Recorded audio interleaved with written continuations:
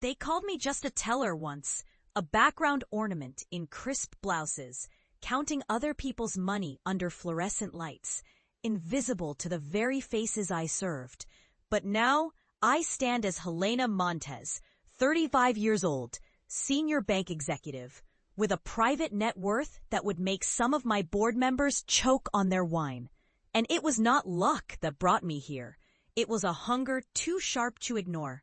Back then, when I was 21, the branch manager smiled as if he knew my limits, told me my hands were made for counting cash, not signing contracts. And I swallowed the insult with the same icy calm I use today when someone underestimates me. I learned the rhythm of every transaction, watched the pulse of the market through the eyes of every customer, listened more than I spoke, and when you listen long enough, secrets start to slip through cracks in confidence.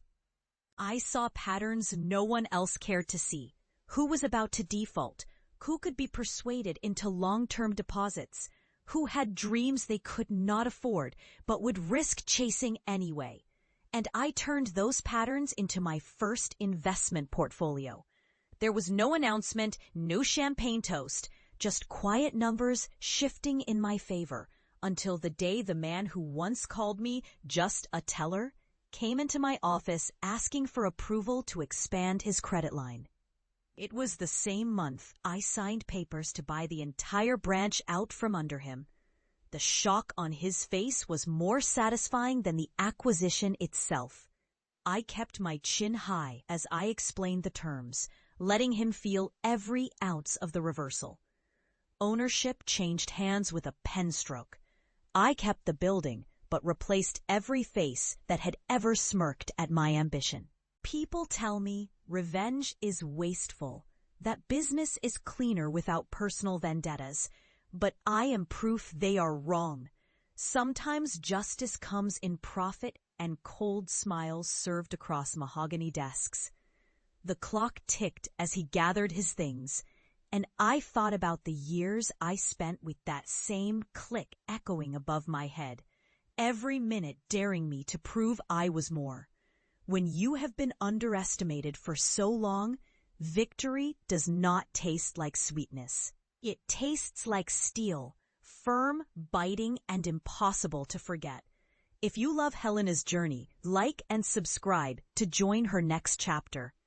That branch was my first chess piece in a larger game. With that acquisition, I unlocked doors to deeper corporate strategy, and soon the skyline started to reflect my rise. Owning a branch meant owning its data, and owning its data meant owning opportunity. I dug through every ledger like an archaeologist sifting for gold, traced every account that hinted at hidden capital, positioned myself as the woman who could see 10 moves ahead. The irony was delicious.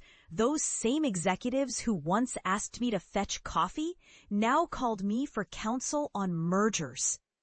Ben, the regional director, had once leaned over my desk, voice dripping with condescension, telling me that leadership was earned over decades, and that I should focus on being reliable. Reliable to him meant invisible. Reliable meant never asking for more.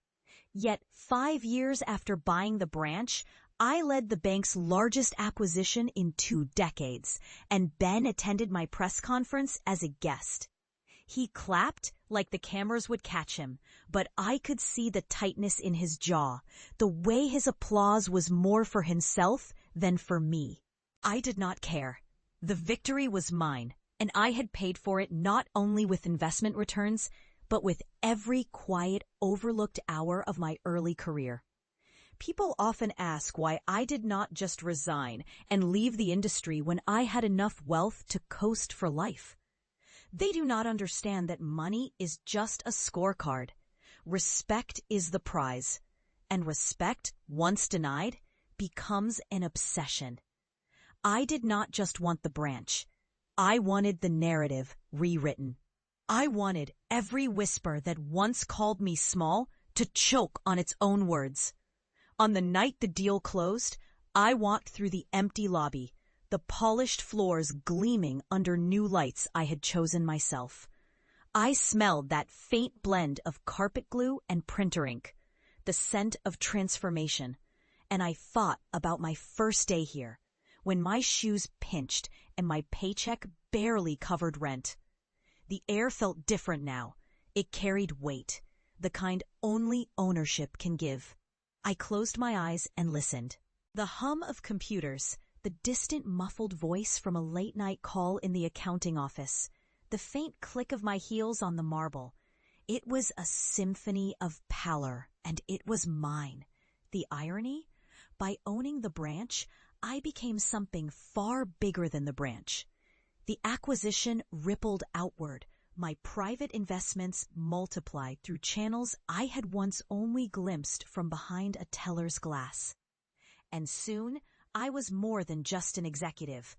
I was an institution unto myself. Yet revenge is a strange fuel. It burns hot, but once the fire dies, you stand in the quiet and wonder what's next. For me, the answer was simple. Move to the next boardroom, find the next doubter, rewrite the next line in my story. That old manager went on to work for smaller banks, the kind that survive on community spirit rather than ambition. And every so often, I get an invitation to one of his charity luncheons. I never attend. My absence says more than my presence could. But I do send donations, large enough to be noticed, not out of kindness, but out of control, the kind of power that reminds him my name is etched into every dollar. Some nights, alone with a glass of wine and the city spread out beneath me, I think about the girl I once was, counting bills as sunlight faded through dusty blinds, dreaming of a day she'd be seen.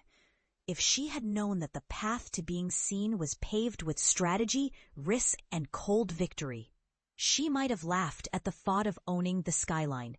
And yet here I am. My hands no longer count other people's money. They decide its fate. And to those who underestimated me, I have only one reminder. Everything they said I could not do, I have already done.